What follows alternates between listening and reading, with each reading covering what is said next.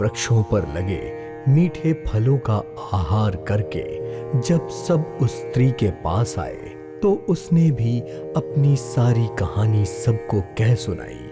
और वह बोली, अब तुम लोग आंख बंद कर लो और गुफा को छोड़कर बाहर चले जाओ और तुम लोग सीता जी को पा जाओगे।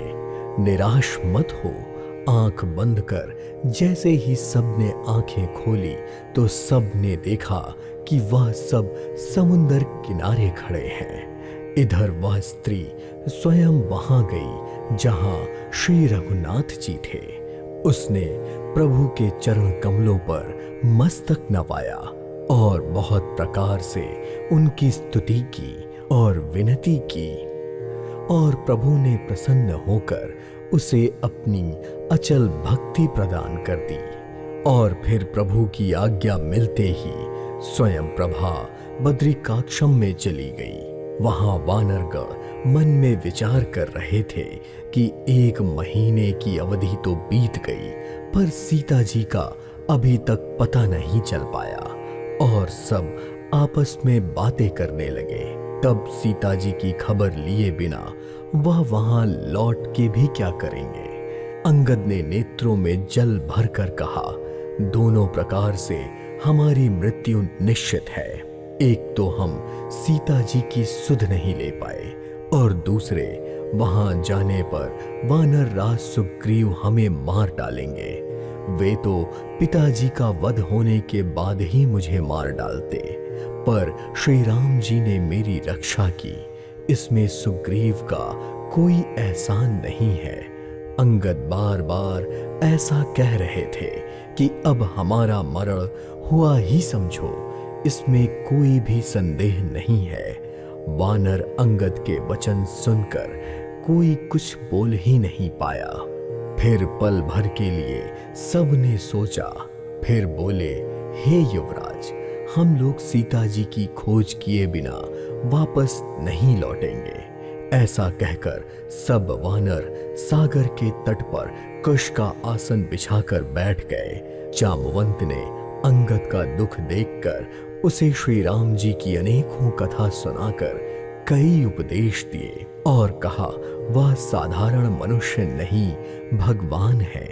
इस प्रकार जब जामवंत कथाएं सुना रहे थे तो इनकी बातें पर्वत की कंदराओं में रह रहे संपति ने सुनी। और बाहर निकलकर जब उसने बहुत सारे वानर देखे तो वह बोला, जगदीश्वर ने आज घर बैठे ही बहुत सा आहार भेज दिया। आज इन सबको खा जाऊंगा। बहुत दिन बीत गए हैं, भोजन नहीं मिला। गिद्ध के वचन कानों में पड़ते ही सारे वानर डर गए। सब समझ गए कि अब उनकी मृत्यु तय है और सब के सब संपत्ति को देखकर खड़े हो गए। और यह सब देख रहे जामवंत सोच में पड़ गए।